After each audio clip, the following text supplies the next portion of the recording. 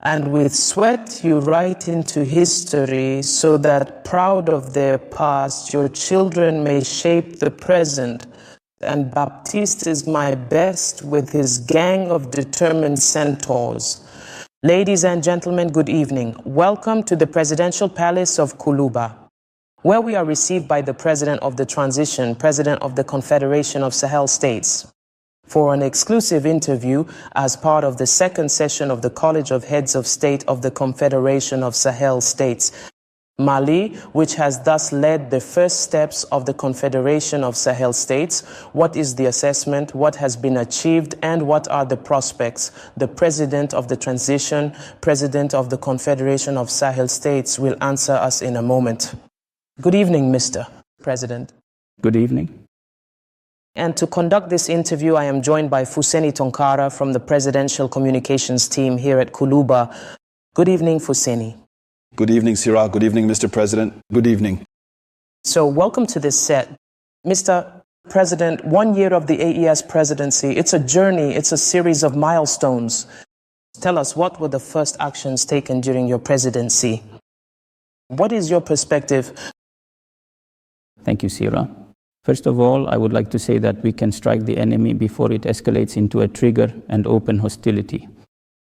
None of these factors were possible at all, but thank God today is true. The challenges remain, because today, when you look, we are no longer in that phase. We are now in the traditional phase of fighting against armed terrorist groups. Now it's the geopolitical phase, because when you look at the environment, the fact that the methods of operation of these armed terrorist groups change constantly throughout the day, it means there is a whole arsenal behind them, developing the strategy, directing the targets according to geopolitical stakes. It is a dissatisfied partner who has now been driven out of our territories. Fully aware that this is a matter of survival, because not only have they lost their position in terms of geopolitics, in terms of influence, but they have also lost in terms of resources, which means they will never leave us in peace. They will certainly try to create various problems for us, but overall, I truly think that today the entire IS Confederation has scored many significant points in terms of its defense and security. Not only do we currently possess the significant freedom of action, but we also hold the strategic initiative. And today, the unified force is already fully operational and prepared, and it will very soon take over all necessary responsibilities. We are going to take over, meaning that since 2023, these operations were already underway, but it was necessary to establish a simpler, more suitable organization so that the various ministers of defense and the heads of member states could get some rest. So this initiated force is the new dynamic to continue the fight against the Brussels-based terrorism. You hear that, Mr. President? We are reassured that the AIS strategy will adapt to the realities on the ground. Exactly, it's military in reality. The enemy, it's a game of hide and seek. The enemy will inevitably analyze everything we are planning. We will change our mode of operation depending on the stakes or the objectives to be achieved, just as we will also be able to develop operational methods to counter them. But that's the nature of warfare. It's a war in the field. We must prepare to develop even more strategies and, above all, to anticipate. The real issue is anticipation. If we manage to anticipate, we will be able to neutralize them in time, and the losses will shift to the other side. But if, however, these armed groups take the initiative, not only will it disrupt our system, but it will also cause more losses among our population. So I am reassured that our people were not used to certain tensions, and no one thought that today people would go so far as to attack tankers. People never imagined that this could happen because the targets that were chosen were either military objectives. But today, given the fact that they are losing momentum and that indeed these groups are really being harassed, the situation has changed. So inevitably, they will want to target the weakest link and the population that holds strategic resources. So I think there is reason to be hopeful. Excellencies, you spoke earlier about partnership, and today it's truly obvious the Confederation of the States of the Sky has strengthened its military cooperation. Tell us a bit about this cooperation. So regarding the extensive military cooperation of the sovereign states of the sky with certain truly sincere and valued partners such as the powerful Russian Federation, the Republic of Turkey, and the People's Republic of China, we observe significant collaborative efforts. This is a fundamental reality. These are truly pragmatic and essential cooperations, firmly based on genuine sincerity and, above all else, proven effectiveness. In a partnership, the most important thing, first of all, is mutual respect. The way each party looks at the other, the way everyone is treated, and the way each tries to protect their own interests. So I think that the most important thing today with these three states, there are other partners, but the most strategic are these three states I just mentioned. Truly, these countries, we have to acknowledge, really helped us during difficult times. At times when some countries abandoned us, there were also always efforts to destabilize us. When we asked for support from these countries, indeed, they helped us. They helped us. When you look today, some partners have provided us with public equipment. As I said earlier, even having money was not at all obvious. It was not at all obvious. Today, thankfully, we have managed to acquire this equipment. When you look at it, acquiring equipment often takes years. It's years of planning, often 2 or 3 years. But in an emergency, as soon as we spoke to these presidents, they quickly gave instructions to their governments so that we could really gain access. The equipment that is currently coming to Mali, it was not an easy thing. But when I spoke with President Xi Jinping, he recognized the urgency and that we are at war.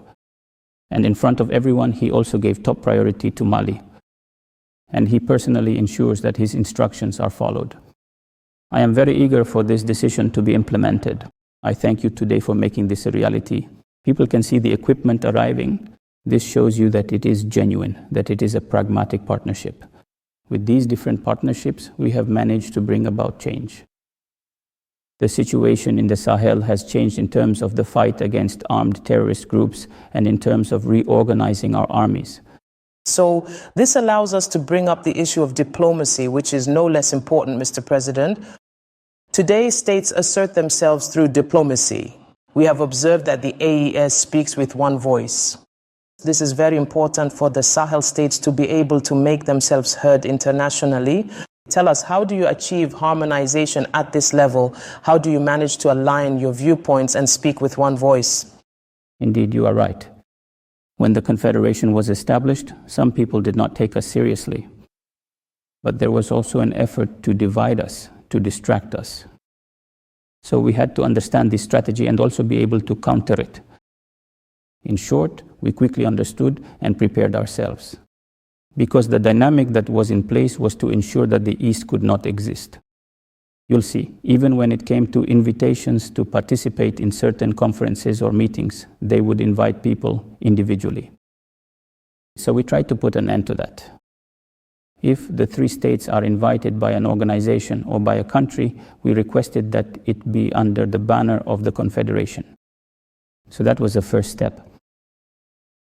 Harmonizing our vision and our positions at the level of international and sub-regional bodies during votes, or if certain countries request our support, it is done within the framework of the AS. So we consult, we support, and then we validate. So this really allowed us to be able to assert ourselves on the international stage and achieve the ultimate goal with the Confederation. It's not only about making the Confederation operational, but above all ensuring that this organization becomes an essential partner, not only at the sub-regional level, but also internationally. I think that as of today, the ESF has become irreversible, and it is a reliable and indispensable partner. So really, the challenge. Diplomacy has played its role, and we will continue to further strengthen these achievements. Establishing oneself on the international stage is not an easy task. So how does the ESF do it? How does it respond to external criticism? You know, there is no such thing as friendship. It's a war of interests, a conflict of positioning. Everything is often tied to the issue of resources.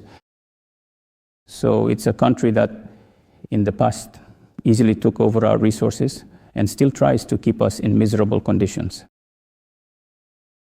The dynamic has changed with the AIS authorities. Because today, we are committed to defending our sovereignty, to defending the interests of our people. These interests are inevitably now tied to strategic resources, everything related to gold, everything related to electronics, everything related to gas, everything related to uranium. With this change in dynamic, we asked for a win-win partnership, but those who always saw us as miserable countries, they quickly realized that they are the ones who are miserable and poor. So it's fair game. I don't blame them for it. If they defend their interests, as every country should defend its own interests. But they won't give up. We shouldn't kid ourselves. They will always try to create problems for us. The narratives, not only to tarnish our reputations, as we say, it's a war of influence and manipulation. These are geopolitical issues. When you look at influence right now, there is no soft power, hard power. That is to say, they can influence you in a gentle way, either through everything related to education, everything related to culture. They can also undermine your reputation, as is happening now with criticism, disinformation campaigns, and media attacks. That's one way to influence and manipulate. But there's also the other way, which is hard power. You see, there is a power right now in its national security policy. Nationally, it has planned to attack in order to defend its interests. So if they have interests in your country and things don't go their way, they are capable of attacking you. This is to show you that when it comes to defending interests, there are no hard feelings. So it's critical. We need to understand this and not just face it. The most important thing is our people. It's our people today who support us. They are our reason for living. They are the reason we defend all these questions of sovereignty. We must not be afraid of these criticisms. The most important thing is always the mindset. It's always about the mindset, because this is a psychological war. Your perception cannot be a reality for me. That's how it needs to be understood. When you think I'm not good, it doesn't concern you. That's just your way of speaking. But for me, it's a different reality. We need to understand that it's about perception. That's just their way of speaking. These perceptions cannot become realities for us. So the least they will keep sticking to us, narratives playing on human rights issues, to try to create problems at the level of international bodies. We need to understand that they won't let go. All those who have accepted their dictates, they have such a well-designed system that even if someone is dirty, as soon as they accept you, they clean you up, put perfume on you, and say you're good. That's the kind of person you should associate with. So it's a double standard policy. So the most important thing is that because they defend their own interests, they're capable of anything. So it's up to us to understand that this is a matter of war, of interests, a matter of geopolitical and geostrategic alignment. And it's also a defense for us. Today, AS is a new essential geopolitical dynamic. With all these strategic resources we have, uranium, lithium, gold, we can do a lot of things. So, Mr. President, as you said, it's a matter of geopolitics. There are partnerships that are still considered useful today and win-win, such as with Russia or the Russian Federation or even Turkey. Tell us, at what stage are you today regarding these partnerships? At what level has the AES positioned itself? Well, with some countries, you have to understand that. Well, when we look at Russia, we have partners on two levels. Partners in terms of security. For the Confederation's program project, so this transformation is already underway. We have set up a provisional administration for 6 months. There is also an objective which is in progress. An expert committee has been working on the transformation of this implementing agency. I think the process should be finalized by the end of 2025. The first operations are expected to begin in 2026. Among all these significant achievements, the comprehensive transformation of the authority and the integrated, successful development of the innovative Helicopter Gourmand initiative, we also decisively decided on the confederal levy, specifically the PCIS, which was previously, when we formally broke away from CEDAW, we also completely and entirely transferred this confederal levy. There is a relatively small but important 0.5% levy that is applied to all imported goods. So this amount, which is kept in a special account, will also, in addition to the bank, not only finance our projects, but also this significant amount can substantially strengthen the financial stability of the bank. So this is to formally let you know that this crucial mechanism is already firmly in place and operational. So within the framework of integration, for our populations, there were a number of actions that were required in the roadmap to enable the free movement of people. This allowed us to implement the AIS biometric ID card, the AIS biometric passports. So right away, we also moved forward. It was important from the very beginning to make a strong impression on our constituents and especially internationally regarding the creation of the Confederation. And that necessarily involved establishing symbols, these symbols that affirm our commitment and our belonging to the organization. And it was at that moment that we not only created the AIS flag, which was officially launched on March 3rd, we also created the AIS anthem, which was launched in June 2025. So all these actions allowed me to establish, to provide foundations, a base, a solid foundation for the Confederation. Now the foundation is in place. The next step will be to continue building the house. So there have been many major actions that have truly been accomplished. Now let's talk about some more specific aspects. What initiatives have been taken to strengthen shared infrastructure? I'll talk about roads, energy, trade, transportation, allies, among others. As part of development in terms of infrastructure, energy, and transportation, we requested sectoral meetings to harmonize procedures across the different departments. Then a number of projects will be validated by the heads of state. These projects will be financed either by the bank or by the confederal government. These projects will be carried out by the Confederation's executing agency, which is currently being transformed from the authority and the integrated development of the state for the greedy one. There are several projects, but some projects are still pending so far. Perhaps the establishment of the new airline will be taken into account during the second term. There is also the establishment of the Bamako-Wakaranyami Railway. So there are several actions, several projects that are still pending. So we have laid down the foundations, the solid basis. Now I think that for the second term, we will be more focused on the development project. As for everything related to security, we have done it. There is the unified force, which is already in place. We have turned the AS area into a unified theater, a single theater. This means that any violation of the territory, whether it is Burkina, Mali, or Niger, will become a violation of the Confederation. May God protect us from that.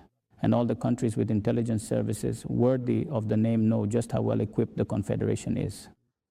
The means of defense we have at our disposal, I think that in addition to fighting the Zagni terrorist group, now give us the ability to engage in high-intensity warfare. But this cannot happen unless it is supported by development initiatives, because it is through these development issues that we will acquire the resources we need, military equipment. So it must be acknowledged that during the second term, we will certainly focus on making a greater impact in terms of project implementation, because the population only sees the achievements, especially the projects that contribute to their well-being. Mr. President, the communication aspect is also a very important one. To be able to assert oneself today, it is necessary to provide accurate information. The AS is moving in this direction. What can we note today as achievements under the Malian presidency of the AES in terms of communication? Thank you. As a crucial part of the overall communication aspect, specifically for the Rudela Festival, it was carefully planned to set up a comprehensive communication system. Firstly, there was supposed to be the creation of ASTV, which the nation of Mali was tasked with, the creation of AES radio in Burkina Faso, and the establishment of the print press in Niger. So these three states were to have these different setups, but each country would have its own branch. For example, the headquarters of the TV station will be in Bamako. There will be branches in Burkina Faso and Niger, and vice versa. The goal of these initiatives is not only to provide accurate information to our people, but also to counteract this disinformation campaign aimed not only at terrorizing our populations, but above all at destabilizing our states. I believe that today ASTV is a reality. The radio station in Burkina Faso is practically finished. The director of the TV station has been appointed, along with the coordinator and some other members. I think they will quickly get to work to help us not only properly inform our people, but above all to counter these media disruptions, which are backed by state sponsors. Mr. President, regarding the communication aspect, the Web TV has also been created. Indeed, the Web TV, the digital platform, was actually the first initiative put in place to support the communication efforts. Also, a network of AIS communication has been set up to facilitate communication in different countries, and the free roaming system. So everything has been put in place. A system that is already operational and will allow us not only to provide accurate information and to facilitate communication within the AS area. Mr. President, we will conclude with this question. This is the message to the people of the AES that is so important today. When the President of the Confederation speaks, the people are naturally interested. What is this message today in terms of perspective? What can the people of the AES expect in the days and years to come? So, the people of the East should expect a continued transformation of the Confederation in a positive way. The issues are well known, everything related to action, everything concerning the security sector. Indeed, people have seen there are impacts, there are positive impacts, there is admiration. It's true that some challenges remain, but in the area of development, that's where the countries really need to focus. So I think that the projects currently underway, these initiatives which are currently being diligently implemented, and other crucial projects that will be carefully planned and strategically developed in the near future will undoubtedly help to comprehensively meet the legitimate and pressing demands of our esteemed people in terms of vital infrastructure development, comprehensive educational opportunities, reliable energy provision, sustainable agricultural growth, and robust entrepreneurial endeavors. So it's in all these areas that we will truly need to achieve results for the people. It's true that we feel the support of the people during difficult times. That's why we have always praised the resilience of our people. But this is where we need to work and move very quickly with the implementation of these projects to give visibility to our actions. But we also always ask the population to remain determined, because these are just causes. These people know our intentions. They will always inevitably try to counter our actions. So the people are our reason for being. We defend the ideals carried by our people, the ideals of Pan-Africanism, the ideals of respect for our sovereignty, and above all, the defense of the interests of our populations. Because if you see us here today, we are the ones carrying out the work. We are implementing the popular will of our various states is moving in the right direction. So once again, I truly want to pay tribute and thank everyone for all the support we received during the first term, but also to encourage you to continue, because this is a person-to-person struggle. And as we say in the army, often there is attrition, there is wear and tear, there is fatigue, there is discouragement, because all these mechanisms are being put in place through our adversaries, aiming to demoralize our people, aiming to destabilize our countries. There will inevitably be impacts on certain citizens, perhaps those who do not have a steady mind and who may become unbalanced. And this can often create problems of understanding or support. But we must understand that today the East has become an irreversible reality, and we have taken a path of no return. And we have brought our people along with us, and we will go all the way to our destination. It's like when you fire a gun. As soon as the cartridge leaves the barrel, it goes all the way to its destination. There is no turning back. That is why we are once again calling for everyone to remobilize, to arm themselves morally, and to continue the fight until the AIS area is pacified, and also until the vital needs of our people are met. Thank you. We sincerely hope so. Thank you, Mr. President, for answering our questions. Thank you. Thank you, Fusini, for your support. Thank you, Sirah. Thank you, Your Excellency. So, dear viewers, we have now reached the end of this exclusive interview granted to us by the President of the Transition, President of the Confederation of Sahel States. We hope you found it interesting to follow us, and we wish you wonderful moments of television in our company. Good evening. There are two levels of partners. Partners in terms of security and also partners in terms of the economy and development. So both levels exist with Russia. In fact, we have several levels with Russia. With Turkey, that's also the case.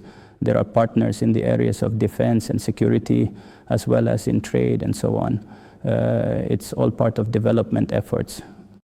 With China, it's more in the context of development issues. As for security matters, it's really just about purchasing equipment. So today we are facing these challenges. There are different levels of partnership, sometimes in terms of security, sometimes in terms of the economy, and also in terms of development. When you look at Russia or China, we have projects. For example, with Russia, there is the construction of the refinery that is underway. There is also the construction of the St. Nagroba solar power plant that is in progress. And then there are other dam construction projects as well. So with China as well, you have the Safo power plant, Safo 1, Safo 2. We also currently have another solar power plant construction project underway in Kulikoro. So all these projects really allow us today to cooperate and further strengthen our partnerships with these countries. These are win-win situations. We are against no one, the IS is against no one, but we defend our interests just as any sovereign country or any sovereign organization must defend its own interests. So this partnership is evolving according to our interests. All right, and this allows us to introduce the development aspect, which is significant. Everything you just mentioned, all of that contributes to development. Tell us, what are the economic achievements today that we can note under your presidency of the AES? Within the framework of development issues, there is the matter of the roadmap. It was first requested to create the Development and Investment Bank. So today, I believe that this bank is now a reality. It has already been established and the board of directors has already been put in place. Its members have been appointed. So it has a capital of 500 billion. This bank will allow us to finance confederation projects, not only in the field of infrastructure, but also in energy, education, and transportation. But that's not all. Do you see? We have decided to transform the Integrated Development Authority of Electoral Government, ALG, into an implementing agency for the Confederation Program project. So this transformation is already underway. A provisional administration has been put in place for 6 months, and there is also a goal, which is currently there is a committee of experts. There are two levels of partners. Partners in terms of security and also partners in terms of the economy and development. So both levels exist with Russia. In fact, we have several levels with Russia. With Turkey, that's also the case. There are partners in the areas of defense and security, as well as in trade and so on. It's all part of development efforts. With China, it's more in the context of development issues. As for security matters, it's really just about purchasing equipment. So today we are facing these challenges. There are different levels of partnership, sometimes in terms of security, sometimes in terms of the economy, and also in terms of development. When you look at Russia or China, we have projects. For example, with Russia, there is the construction of the refinery that is underway. There is also the construction of the St. Nagroba solar power plant that is in progress. And then there are other dam construction projects as well. So with China as well, you have the Safo power plant, Safo 1, Safo 2. We also currently have another solar power plant construction project underway in Kulikoro. So all these projects really allow us today to cooperate and further strengthen our partnerships with these countries. These are win-win situations. We are against no one, the IS is against no one, but we defend our interests just as any sovereign country or any sovereign organization must defend its own interests. So this partnership is evolving according to our interests. All right, and this allows us to introduce the development aspect, which is significant. Everything you just mentioned, all of that contributes to development. Tell us, what are the economic achievements today that we can note under your presidency of the AES? Within the framework of development issues, there is the matter of the roadmap. It was first requested to create the Development and Investment Bank. So today, I believe that this bank is now a reality. It has already been established and the board of directors has already been put in place. Its members have been appointed. So it has a capital of 500 billion. This bank will allow us to finance confederation projects, not only in the field of infrastructure, but also in energy, education, and transportation. But that's not all. Do you see? We have decided to transform the Integrated Development Authority of Electoral Government, ALG, into an implementing agency for the Confederation Program project. So this transformation is already underway. A provisional administration has been put in place for 6 months, and there is also a goal, which is currently there is a committee of experts at work. I am Sira, and first of all, I would like to pay a well-deserved tribute to the sovereign people of the Confederation, that is the people of Burkina Faso, Mali, and Niger, who very quickly understood the stakes of our struggle, which revolve around the vision of respecting our sovereignty and the interests of our peoples.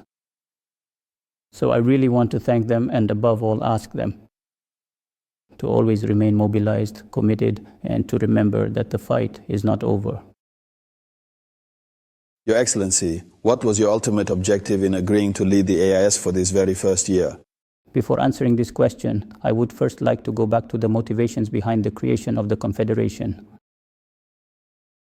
When certain African countries decided to attack the country, brother of Niger, it was at that moment that we decided to offer our support in terms of brotherhood and especially military support to truly defend the integrity and sovereignty of the country, brother of Niger. It must be acknowledged that this threat of aggression was real, because one of the presidents of those African countries who had decided to attack Niger even called me to try to dissuade us from interfering in this situation. And at that time he asked me if everyone was in agreement.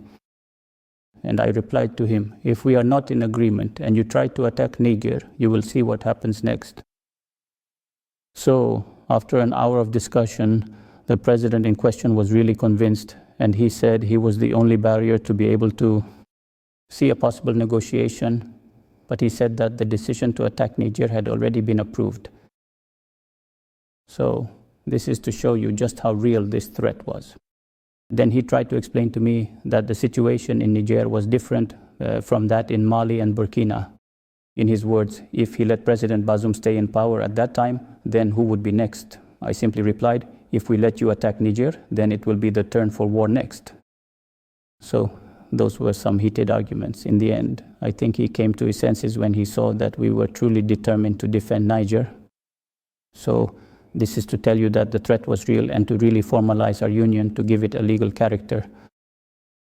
To legitimize our union to defend Niger, we unanimously and simultaneously decided to sign the Liptako-Gourma Charter to establish the Alliance of Sahel States. In this Liptako-Gourma Charter, its article calls for the establishment of collective defense and mutual assistance among the member states. Also, in its Article 4, it aims to combat terrorist armed groups in all their forms, cross-border crime, and above all, banditry.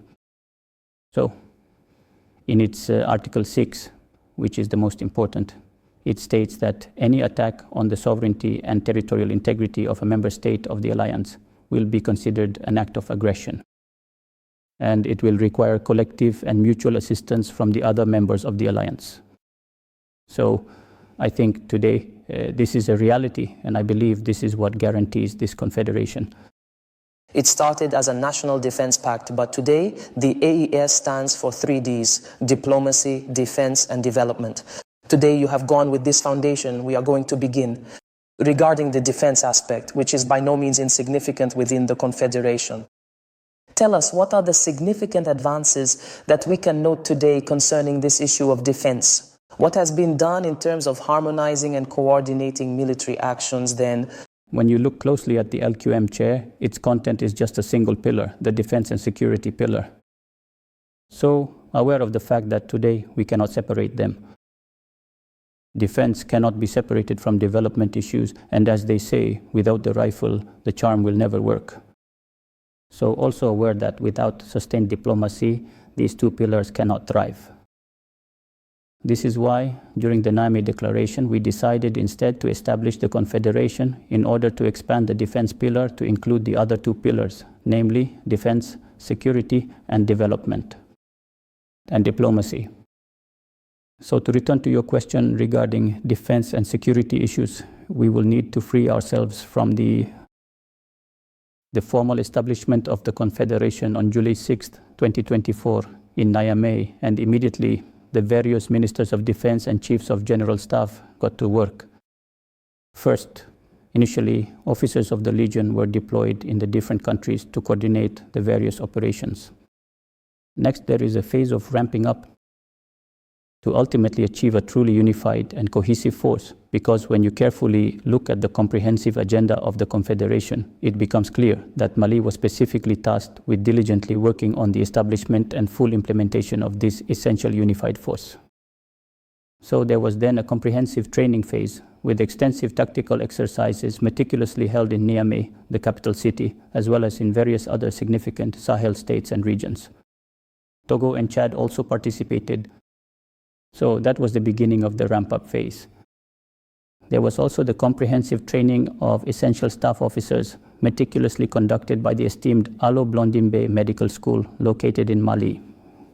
Consequently, all these concerted and strategic actions collectively made it entirely possible to successfully build up a truly unified and cohesive force.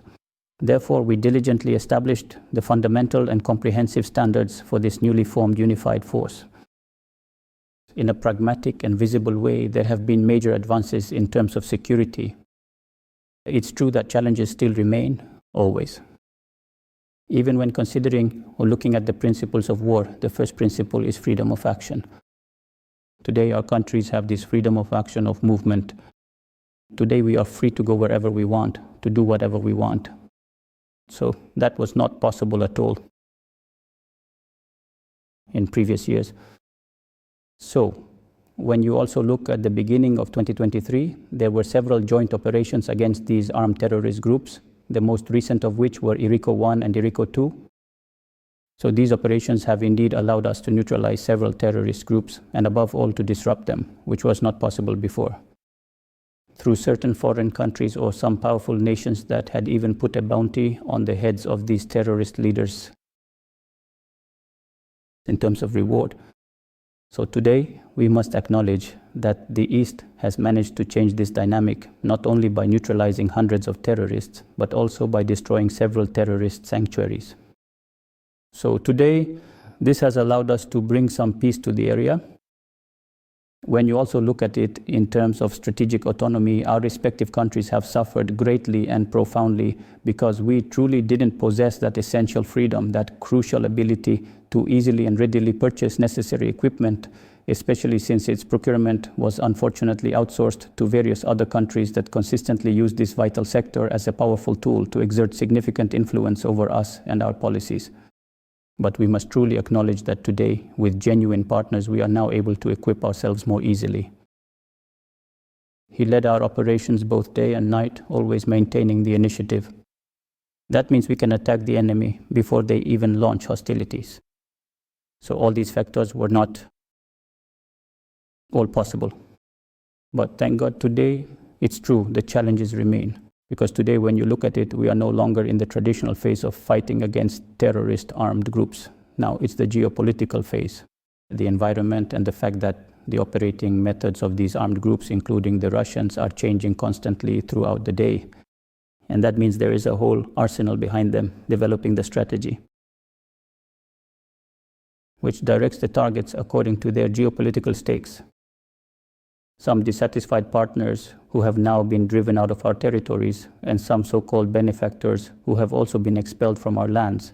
It's a matter of survival because not only have they lost their position in terms of geopolitics, in terms of influence, they have also lost resources, which means they will never leave us in peace, and inevitably they will try to create problems for us. But overall, I think today the IS Confederation has scored many points in terms of defense and security.